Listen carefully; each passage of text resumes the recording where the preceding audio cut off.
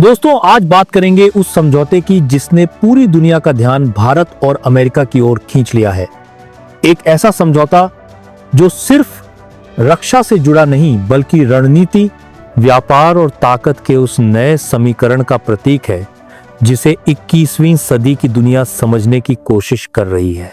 जी हां, भारत और अमेरिका ने साइन किया है एक 10 साल का डिफेंस पैक्ट। उस समय जब दोनों देशों के बीच टैरिफ और ट्रेड वॉर का तूफान चल रहा है। सवाल यह है कि जब दोनों देशों के बीच व्यापारिक रिश्तों में तनाव था, जब टैरिफ को लेकर अमेरिका बार बार भारत पर दबाव बना रहा था, तब आखिर क्या मजबूरी थी कि व्हाइट हाउस और साउथ ब्लॉक एक साथ बैठकर एक ऐसे समझौते पर हस्ताक्षर करें जो आने वाले दशक में एशिया की दिशा तय करेगा।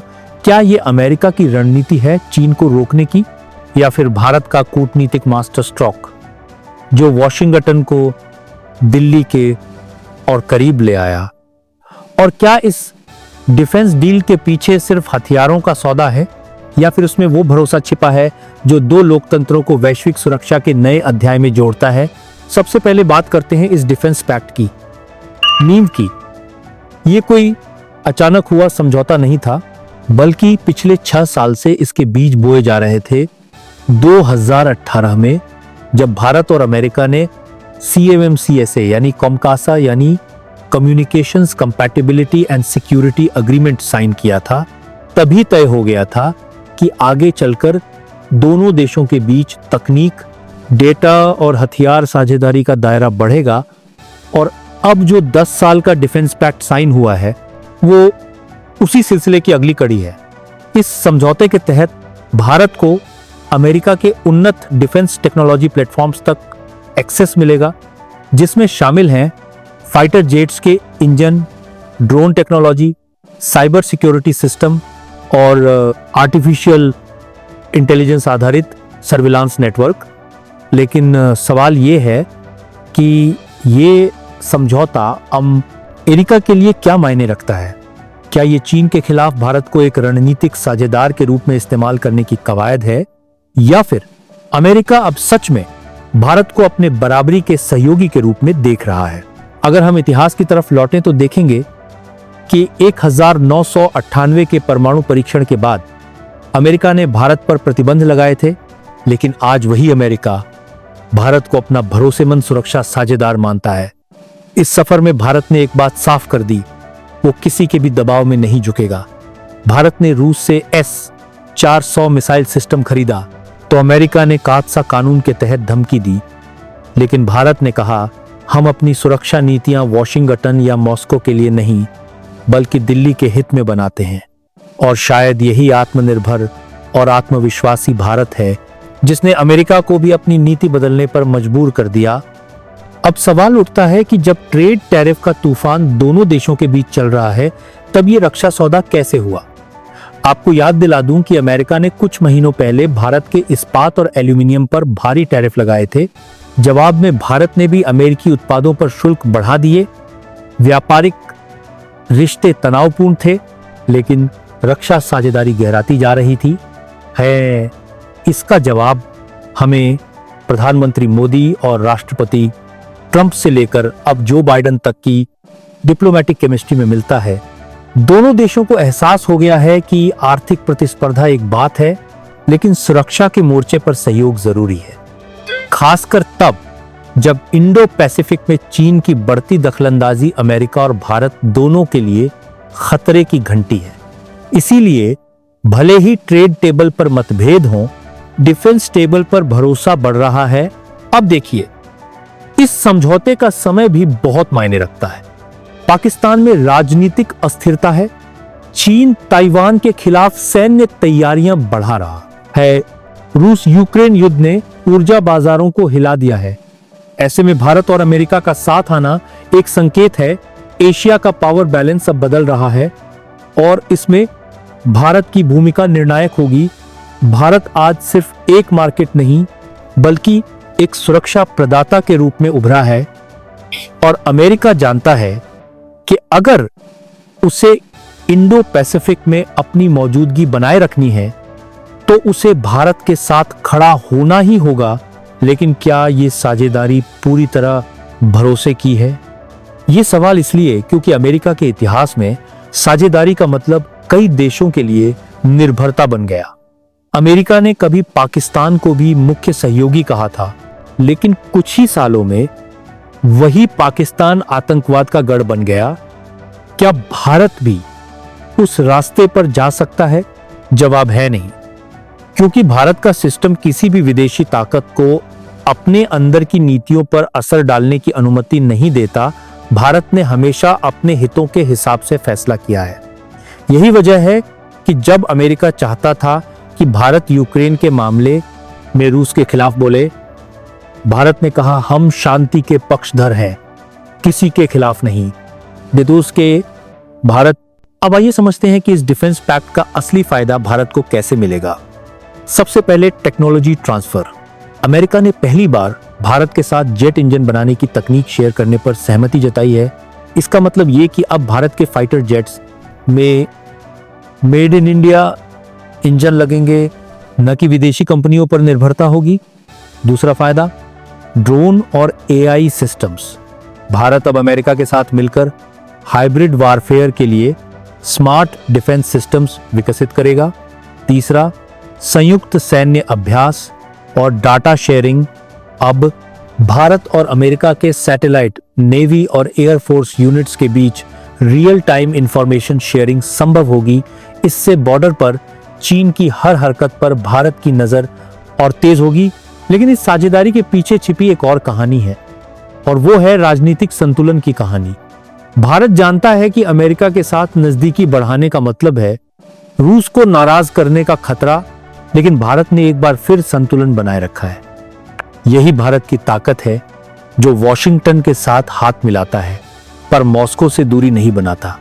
यही कारण है कि अमेरिका भी अब भारत को पार्टनर ऑफ चॉइस कहता है, न कि एलाय। अब सवाल यह है कि इस डिफेंस डील से क्या चीन परेशान होगा? जवाब साफ है हाँ, क्योंकि बीजिंग जानता है कि अगर भारत और अमेरिका की सेनाएं तकनीकी तौर पर जुड़ गईं, तो उसका एशिया का नेता बनने का सपना अधूरा रह जाएगा।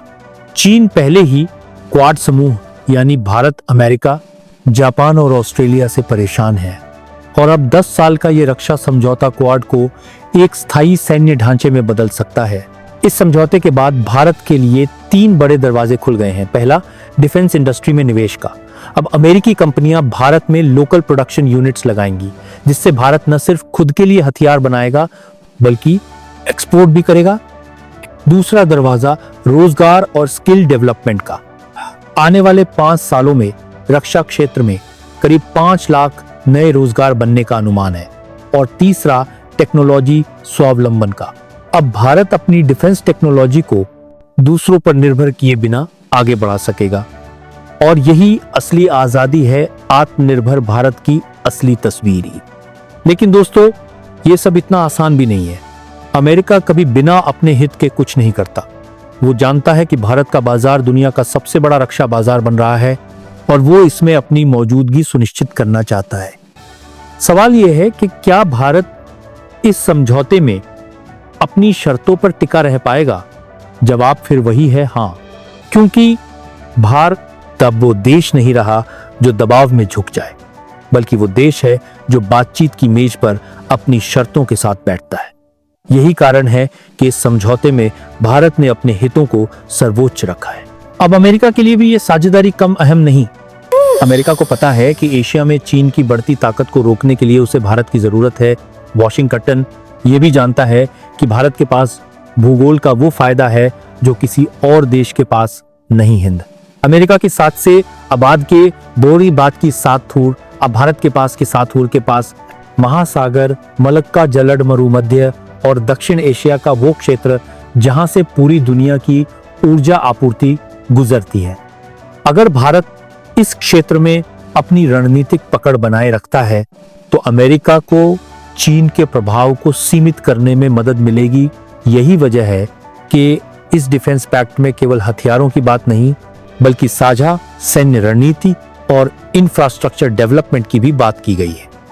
आने वाले समय में अमेरिका और भारत मिलकर हिंद महासागर में संयुक्त नेवल बेस तैयार कर सकते हैं, और ये कदम पूरे इंडो पैसिफिक क्षेत्र में शक्ति संतुलन को बदल देगा। अब जरा भारत के अंदरूनी नजरिए से देखें। इस डिफेंस डील ने भारतीय उद्योग जगत में नई उम्मीदें जगा दी हैं। Make in India, make for the world की नीति अब रक्षा क्षेत्र में भी लागू होगी। निजी कंपनियां और सरकारी उपक्रम मिलकर नए हथियार सिस्टम्स तैयार करेंगे। रक्षा मंत्री राजनाथ सिंह ने इस मौके पर कहा भी कि ये डील भारत की सुरक्षा को नई दिशा देगी और आत्मनिर्भरता की नींव मजबूत करेगी। वहीं विदेश मंत्री एस जयशंकर ने कहा, भारत किसी गठबंधन का हिस्सा नहीं बल्कि साझेदारी का मॉडल बन रहा है और यही फर्क है जो भारत को अमेरिका के बाकी सहयोगियों से अलग करता है।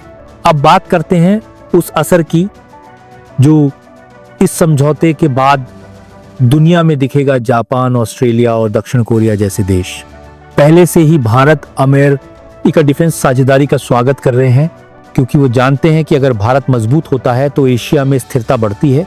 वहीं चीन और पाकिस्तान जैसे देश इस डील को अपनी रणनीतिक हार मान रहे हैं। पाकिस्तान पहले से ही आर्थिक संकट में डूबा है और अब जब भारत अमेरिका की डिफेंस डील सामने आई है तो इस्लामाबाद में बेचैनी और बढ़ गई है। चीन की मीडिया कह रही है कि भारत पश्चिमी गुट में जा रहा है, लेकिन भारत ने बार बार कहा है कि उसकी विदेश नीति भारत केंद्रित है, न कि किसी गुट पर आधारित। यही आत्मनिर्भर सोच भारत को सबसे अलग बनाती है। दोस्तों, ये डील सिर्फ आज की नहीं बल्कि आने वाले 10 सालों की डील है। 10 साल जिनमें भारत अपनी रक्षा नीति को नई ऊंचाइयों तक ले जाएगा, नई तकनीकें अपनाएगा और दुनिया को दिखाएगा कि भारत अब रिसीवर ऑफ टेक्नोलॉजी नहीं बल्कि प्रोवाइडर ऑफ टेक्नोलॉजी बन चुका है। प्रधानमंत्री नरेंद्र मोदी ने इस डील को नए युग की रणनीतिक साझेदारी कहा है, जबकि अमेरिकी राष्ट्रपति जो बाइडेन ने इसे 21वीं सदी की सबसे भरोसेमंद साझेदारी बताया है। दोनों देशों के नेताओं के बयान एक बात साफ करते हैं, भारत और अमेरिका अब प्रतिस्पर्धा के नहीं सहयोग के दौर में है। और अंत में दोस्तों, सवाल ये नहीं कि ये डिफेंस डील कितनी बड़ी है, सवाल ये है कि इससे भारत कितना बड़ा बनेगा। क्या ये सौदा भारत को एक वैश्विक शक्ति बनने की दिशा में आगे बढ़ाएगा? क्या भारत अब अपनी सुरक्षा नीतियों को दूसरों की सोच से नहीं बल्कि अपनी रणनीति से तय करेगा?